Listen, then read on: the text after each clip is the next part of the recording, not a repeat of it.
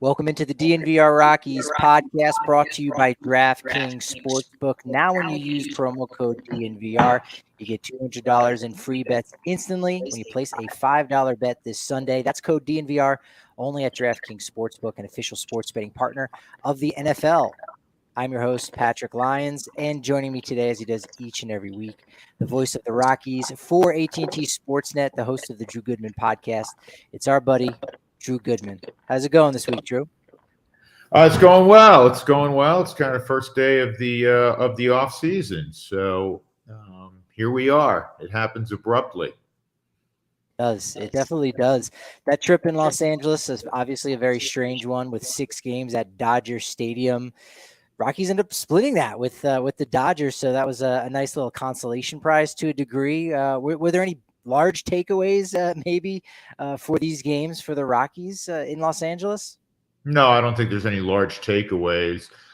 Baseball, as you well know, has played over 162 games, and you can't take a snippet and say, oh boy, okay, now we're on to something. You have to compile all the information that you gathered, all the performances that took place, and go from there.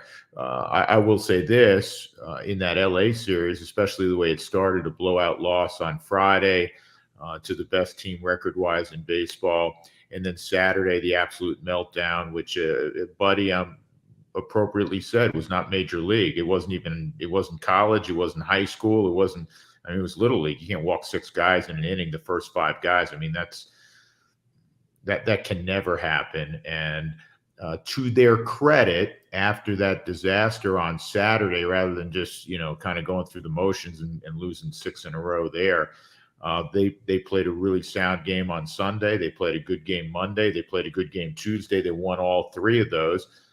Yesterday they got outpitched. Clayton Kershaw was terrific. But the one takeaway is the final starts for Freeland, for Marquez, for Arena, and even for Ryan Feltner were good. And so you take that away, good way to go into the postseason. But in terms of some large, conclusion one would draw from going 3-3 against the Dodgers and winning 8 out of 19 when everybody else in the division won 4 or 5, meaningless. Doesn't mean a thing. The Rockies have clearly a lot of work to do. I'm almost wondering if that Saturday's game, they hit rock bottom and Bud Black did the perfect job of getting in the right folks' ear and turning that around. And so maybe he found out a way to push the right buttons. But, maybe not the big picture takeaways was just the fact that the young guys got in there. You talk about that this week on the Drew Goodman podcast with Charlie Blackman, in fact, and you do a little conversating with your audience about that. But Ezequiel Tovar on Wednesday, it was great to see him hit his first career home run and doing it against a future Hall of Famer in Clayton Kershaw. Yeah, it's one. You listen, if he hit it off of me or you, he'd remember the name of who he hit it off of. Clearly, but to hit your first off a guy like Clayton Kershaw, it makes it that much more special. And it was a no-doubter, and you can see why there's excitement around Tovar, because he's got some juice in the bat. He's a kid. He's going to get a lot stronger. And early on as a teenager, he didn't hit any home runs, and slowly that's developed. And we saw it in spring training. You were there, Patrick. It wasn't just pull side home runs, to the shortest portion of the ballpark. He hit balls over the center field wall. He continued to do that in Hartford. So there's genuine and realistic excitement about Tovar, but he's got a ways to go. I think he was still bothered, quite frankly, by the hip flexor. There were 3 or 4 balls that he didn't bend enough to get to defensively. I'll be honest, I was expecting everything I'd heard about him defensively is he was, I don't want to call it a finished product, but a guy that could have played major league shortstop, a couple of years ago. And there were some, moments where you go, hey, that's a play you got to make, a couple of them. And I'll attribute it based on information I have that he's still not 100%. But I'm glad he got his feet wet. I'm glad the organization felt it important enough to push the envelope, even though he missed a couple of months with that hip flexor. quad issue. So a lot of those young guys can, quote unquote, hit the ground running and have a little bit of experience as to what it's like to play at the big league level as they embark on 2023. Still made a couple dazzling plays, which was nice to see. You caught a glimpse of that at least. And were you able to mention on the podcast, or excuse me, on the broadcast, about the first Rockies player to have 2 home runs against Clayton Kershaw, your partner Ryan Spilborghs? That's a good fun fact. Yeah, that's one you were kind enough to text me during the game. That's one that we are all as a crew fully aware of. And in fairness, Spilly's really, as you know, because you know him well, he's got a lot of humility, and Ryan had a nice run, man. And Ryan had a very important run during, the most impactful portion of the Rockies' history right now, the World Series, and the good team in 2009, the disappointment in what was a good team in 2010. And Ryan was a central figure in that. He hit 42 home runs. He was a good hitter. And, he said, he got Kershaw's number early on. Kershaw kind of turned the tables on him, but the fact that he hit a couple home runs against a guy that will be a slam dunk first ballot Hall of Famer, good for Spilly. I think Huey ran out the numbers of guys that had hit their first home run against Clayton Kershaw, and all of them, there was 4 now, and 2 of them only had 1 career home run.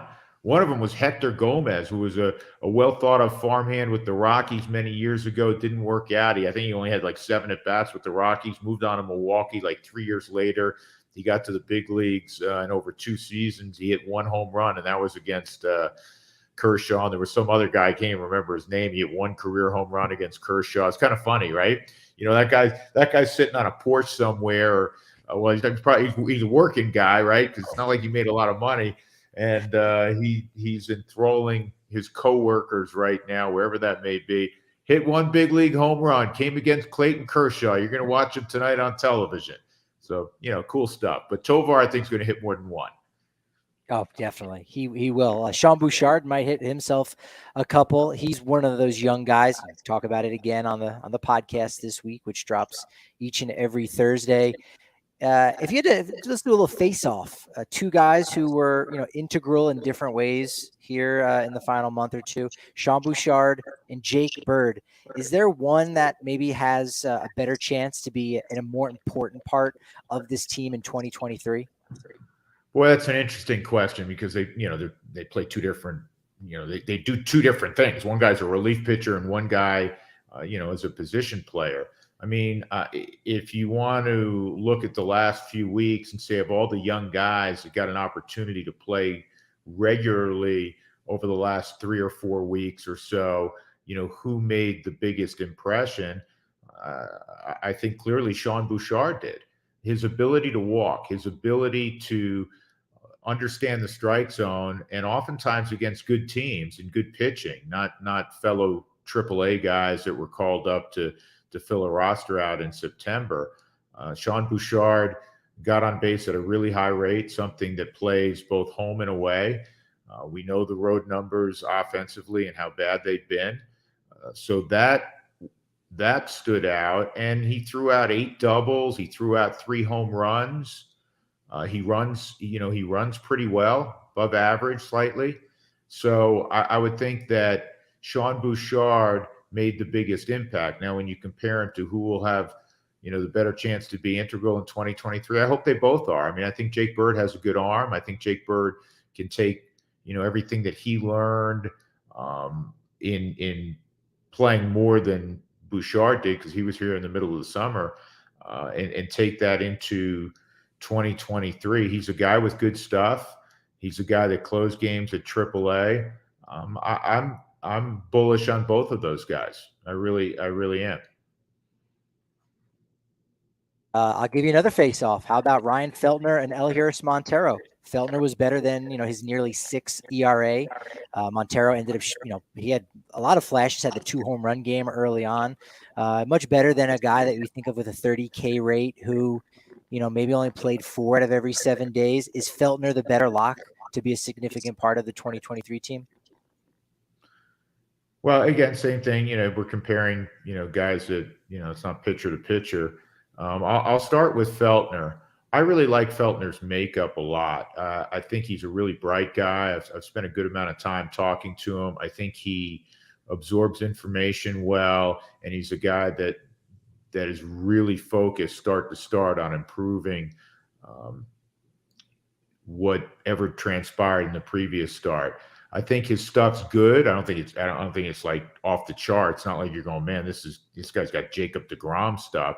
But you know what? He's got plenty of fastball, and he's got a good, slider, curveball, combination. He's throwing. He told me yesterday. I asked him. I said, what's the biggest takeaway you've had over the last, several starts that, gives you confidence going into next year?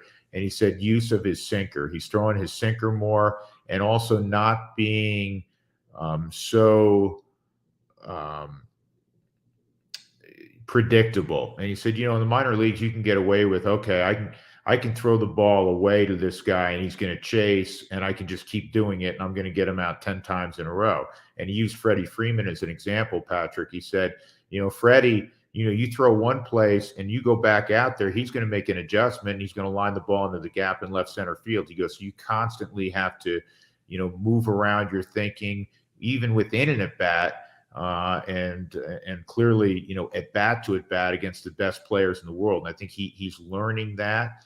And as I said, he's a sharp guy. So I like where he is, and I think going forward, hopefully he can help fill out that rotation and shave, more than a run, need to shave more than a run off that ERA. And as far as Montero, I'm intrigued. I mean, Montero has a lot of power. I think he gets in spots where he tries to pull everything, which can be problematic, but I've seen him make adjustments. I think of a game where, he had gotten in pull mode, and the next day he drove 3 balls to right field, including, I think a couple of doubles and a line out to deep right. I saw a game in San Francisco where he punched out 3 times, and you're thinking, okay, this, it's going to be one of those rough days. And his next time up in the 9th inning, when the Rockies rallied last week and scored 4 in the 9th, they ended up losing 6-4, but he tripled to right center field. So I think he can be a guy that, he's going to need to hit 20 plus home runs. I think it's in there. Now the question is defensively, and he's working hard at it, can he be adequate enough where you can play him on the corners and DH him some? And you better hope the answer is yes, because you need some young players who can be impactful offensively, because we know the shortcomings of this team in that regard. So I thought Montero, as you've said, showed some flashes, and now you build upon it. And the same thing can be said for Ryan Feltner. Love this shout out from Manny, our guy at Velo Diesel. Appreciate all the support for both our show and Goodies podcast. Love that from you, Manny. And final question here before we take a little break is, ultimately, what changes would you like to see the most this offseason? Brendan Nemo's been a name that's kind of been whispered about possibly. We know he's from the area in Wyoming. Hopefully he doesn't play too well this postseason and maybe drive up that price. But what would you like to see, areas of improvement for next year? Well, to echo some of the things that Billy Schmidt said that I agree with, is that you have to look and be honest. And I think he said that, their roster's not good enough. You can't just fall back, Patrick, on, well, we had some injuries. Chris Bryant only played 42 games. Those are facts.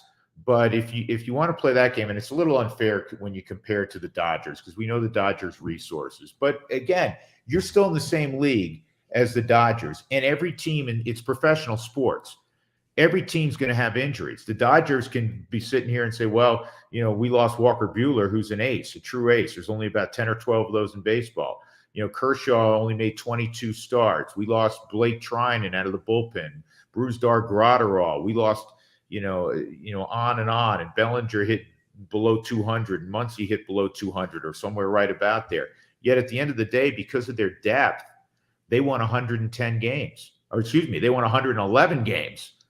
And I think the Rockies realize they have to get better. And it's not just, well, this guy's going to perform better. Yeah, you hope guys perform better, but you have to upgrade your talent level. Now, some of that is going to come over the next couple of years, we hope, with guys that are well thought of in the minor leagues and the farm system. But you also probably are going to have to, make some, trades potentially, maybe dabble in free agency to improve that roster. And we'll see what the offseason brings. We'll see. The Rockies have traditionally, as we know, been very conservative, much to the frustration of the fan base. But maybe, they change their MO a little bit. They do have, a number of prospects. And do you put together some veteran guys that are movable, that have some, worth to another club, and maybe couple that with a prospect or two to get back, a bona fide starting pitcher, maybe not at the major league level, but a guy that's knocking at the door of the major league level. You mentioned Brandon Nemo. Brandon Nemo is going to be a free agent. Good player, ties out here clearly because he's from Cheyenne, rooted for the Rockies growing up, came down the road, I-25 quite a bit. I've talked to him about it and would sit in the stands and root for the Rockies. He's hit some home runs, I think 16, 17 home runs this year. Good on base percentage. Not a big stolen base guy, but he'd be an upgrade. And that is an area of need for the Rockies. So it'll be interesting to see, how the Rockies go about their business this offseason, knowing that, it's hard to take a club that wins 68 games and make it a 98-win team. That's a pretty significant jump. But can you jump, 15, 18 games? We've seen that happen quite a bit. And if you can jump, closer to 18 games, now you're in the playoff mix. But we'll see. But I like that they understand that it goes beyond, well, we had a couple of injuries, that they need to upgrade, their roster. Yeah, that's a great point.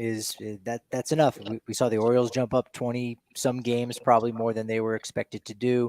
Cleveland did the exact same thing, and with 3 wild card clubs in both leagues, you have that opportunity to sneak in to the postseason. We'll have plenty of time this offseason to discuss that. But you don't have very much time right now to make sure you get tickets to the Broncos tailgate party. It's going down tonight over there at Mile High behind right next to the stadium there. They got a great view. You've probably even seen some of the drone footage going on right there.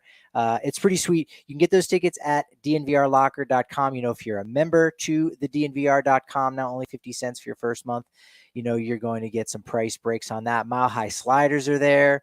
Brick Brew, we got that on tap. It's absolutely the place to be. The weather's still nice. It's going to be a gorgeous night. I think it's going to come out with a Broncos victory over the Colts. They're the better of the 2 horses. Let's face it. You also get a free shirt with your annual membership to DNVRlocker.com.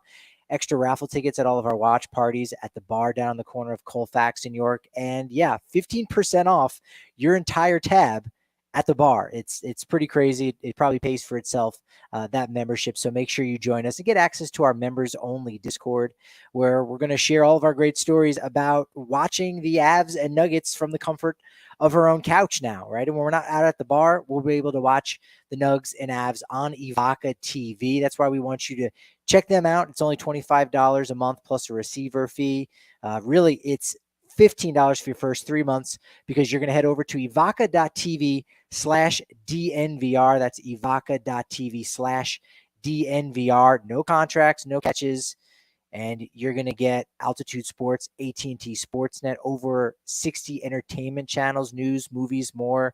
It's the ultimate game viewing zone. Again, It's Evoca, evoca.tv/DNVR.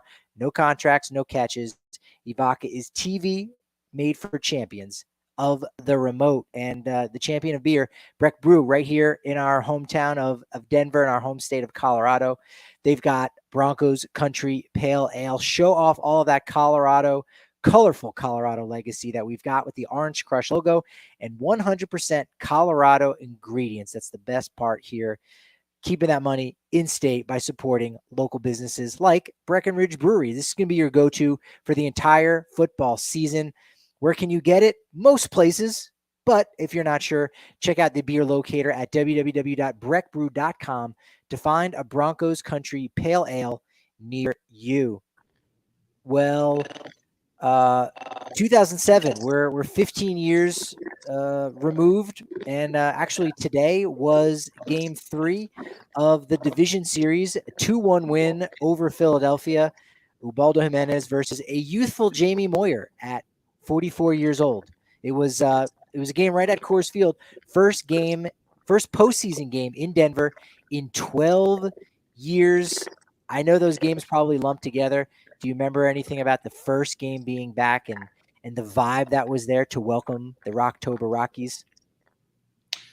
What I remember is the crazy atmosphere. I just remember how electric it was. And it's funny you bring this up because I was talking to someone, Patrick, in the last 48 hours in LA, and I got to remember who it was, who was talking about just how crazy it was at Coors Field and downtown and that ballpark and truly how electric it was. And we know that when the Rockies have won, and I know it's been, too infrequent from a postseason standpoint, but the fan base, they show up and they are loud and proud.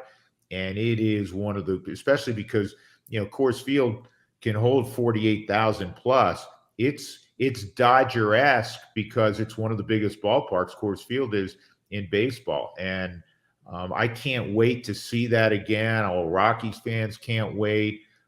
The frustration of the last few years aside, that's what I remember and recall from when the Rockies arrived from Philadelphia for game 3. And then I think what gave it, the added boost, if you will, Patrick, was that, Philadelphia was heavily favored and they went in there and they kicked their ass in Philadelphia. And I remember a lot of moments in the series in Philadelphia and how shocked the Philly fans were. Kaz Matsui's grand slam. I mean, it was like, yeah, this Rockies team's not going to be stopped. You don't understand this. And then to come home and you finish it off, and they kind of went like this with Philadelphia. Just the whole atmosphere, man. That's what I take away more than anything, because it's one of the many reasons we love sport. But when you are, in a place where, we've seen it with the Avalanche this postseason, where everybody truly is on the edge of their seat and they're all in it together.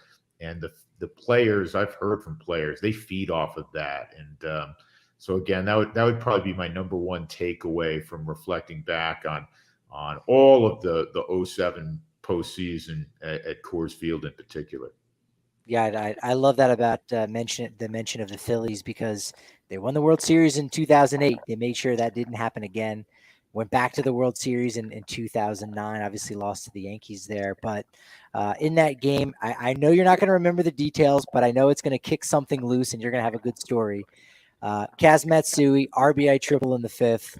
Shane Victorino solo homer off of Jimenez that ended his night. Bottom of the 8th, he had a 2-out rally. Atkins, Hop, and Jeff Baker all single. And then Manny Corpus gets the final 3 outs. Ball didn't even leave the infield. Strike out, ground out to first base, and a nice little 4-3 put out. It's pretty good. It's pretty dominant. Was that, are you talking about against Arizona? Well, this was game 3 against the Phillies. Against Philadelphia. Yeah, no, I don't remember. 15 years ago. I mean, I remember like lead up and how things happened. For instance, I'll take you back, Patrick. And one of the things that stood out, and it's why we can never draw bigger conclusions from something that happens on a singular evening or even a couple of singular evenings. During that '07 season, the Rockies went on, I think, a 9-game road trip. Toronto was involved. I think they go to Kansas City also, whatever it was. And they kept Troy Tulowitzki kept hitting game tying or putting them ahead home runs in the ninth. And the bullpen, unfortunately for Brian Fuentes, kept giving it up in the bottom of the ninth. And it turned into like a 1-8 or 1-9 road trip, something along those lines. And you're like, put a fork in the Rockies. You know, if Twitter was as big now as it was then, I mean, they would have gotten vilified, crucified, everything, right? They're a joke. They're bad. Same old Rockies, right? Can't hold a lead. And Brian Fuentes was so despondent. He lost his closer's job. And, you know, in the bigger picture, knowing Brian, you know, Tito's as he's known, what a tough guy. And he overcame that. And he ended up, you know, continuing on, having a great career. And he put team first and was a good setup man. But Manny Corpus came on, and Manny Corpus became a shutdown ninth inning guy. And a lot of people don't remember that. And so then the Rockies end up going to the World Series, and that bad road trip, that tragic road trip where everybody would have said they're done, it turns out to be a footnote. You know how closely you and I both followed the Mets, and they had the bad series in Atlanta, and they end up losing the division that they led, you know, for 90% of the summer. And people are like, well, the Mets are done. Well, we'll find out beginning tomorrow. They start a wild card series against the Padres. But I think the good fans of baseball and those that, you know, are kind of seasoned realize that one game or even a couple of games does not make, you know, a team. Yeah, there are times you can say, yep, they were never the same. But there are also a lot of times where you look back and go, yeah, I thought they were done when they got no hit the final week of the season, and then that team becomes world champions or whatever. So, again, I don't always remember specifics, but I remember kind of the, you know, more from a macro standpoint than a micro standpoint. So there's your long-winded version of the Phillies getting closed out by the Rockies. Well, your guest this week on the Drew Goodman podcast is not very long-winded. He's Charlie Blackman. He gets to the point. You know, you talk a little bit about the postseason coming up here, the wild card round. But what I loved most in the conversation, without giving away any spoilers, because you got to be listening, you got to make sure you're subscribing to it. He gave a breakdown. He gave a little scouting report on what he liked from Tolia and Tovar already. He talks about, you know, is he having as much fun as he did back when he was a rookie over a decade ago? You know, how much time he puts in before and after the game, and how much time can be left over as a leader for teammates and for media, kind of touches on that. And of course, probably his favorite off-season activity, just going off the grid, huh? And you get to all of that. You cover it all this week's episode of the Drew Goodman podcast. It was a good one. Another good one. Yeah, I mean, Patrick, again, you know this because you cover the team every day, and I love Charlie. Charlie's I don't go with this term very frequently, but he's a fascinating guy. He's really interesting guy. However, you have to pick your spots with him. And he truly is two different cats, man. He's away from the field, Charlie, who can be funny, engaging. And even with his teammates, when he checks in at, 1 o'clock in the afternoon, even his teammates know there's not going to be a whole lot of chit chat. And he's great after games, handing out the chain, and he can, throw one-liners out there. But you don't just saddle up to Charlie like, some other guys, because he's so routine-oriented. And anyhow, I thought it's always great. Charlie's been super. He comes on, at least once a season, if not a couple of times. But I usually do it maybe in spring training, and I do it again like right now toward the end. And unfortunately, Charlie was disappointed he couldn't finish the season with the team. But you're going to get, on any subject, you're going to get an authentic response. There's no cliches. There's no, this is how I'm supposed to answer that. He listens, he thinks, and he responds. which to me is always a sign of a a deep thinker, of a bright guy, and we know Charlie's really bright. So yeah, we touch on a lot of subjects, and I thought it was kind of a great way to. I don't want to say put a period on the season, because we're going to keep talking about some things going forward. We transition to football coming up, but we'll have other baseball folks and Rockies folks on going forward. I'm going to have Buddy on here in the next couple of weeks, let everybody catch their breath. And Charlie was great, as he always is, and I think people will appreciate the conversation.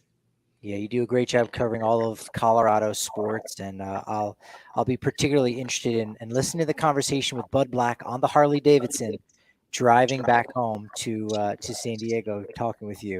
We haven't got the conversation yet. Yeah, you know what? I can't do it that way this year, Patrick, because Buddy, we finished yesterday in LA. Buddy just drove home. He didn't fly back with us. Buddy was not on the team plane going back. He told me he was just going to drive down to San Diego, which makes sense. So we'll have to do it a little bit differently. Maybe Buddy will have his feet kicked up by the pool in the backyard, and we'll do it that way. But we'll have Buddy on here at in the not too distant future. Yeah, just make sure he's not jumping on the trampoline. That's not going to make. Yeah, no. Goody, this has been a pleasure. I know you've got a lot of things going on. You're still going to be doing the podcast, but you're doing some traveling, taking some much needed time off. But we'll have you on again soon. This is always my favorite day of the week is talking with you. So I know it's going to be maybe a little while until we do it again, but it's been nothing but a pleasure for me to talk to you like this, and I appreciate your time, man. Yeah, well, you know how much I appreciate you and all the work you do at DNVR, and more importantly, you and I have become good buddies, and that means more to me than getting together and chit chatting about baseball. But I love our time together. Look forward to doing it again in the not too distant future. And you had the marathon go real quick. Way better than I would have anticipated. I was like, look, if I can break 4:30, that's a dream come true. But realistically, it'll probably be 5 hours. It was like 4 hours, 16 minutes. Good 33rd out of 100 people, 21st male, and fourth in my age group. So it's pretty good. That's excellent, man. Good for you. Proud of you. Thank you for having me regularly. And again, we'll do it again. We'll do it again in the not too distant future, and we'll all enjoy a little bit of R&R. But thanks to your audience as well for taking me in. But I love coming on with you. You know that. Yeah. Well, I'll do plenty advertisements for the show still, because I'm always the first one on Thursday, and I'm always going to say, oh man, so and so said this over here on the Drew Goodman podcast. Let's talk about those comments, because you always ask the right questions. You get some good answers out of that. So. Well, you're listener number one, man. You know that. You're listener number one. I'm not losing that card. That's you're ahead of me. I haven't even listened to it yet. So I love it. It's the Drew Goodman podcast each and every Thursday morning. It drops. Follow him on Twitter at Drew Goodman. We are at DNVR_Rockies and at Patrick D Lyons on Twitter. It's been great, as it always is. But you know what they say about momentum? It's only as good as your next show. So make sure you tune in tomorrow to listen to Susie.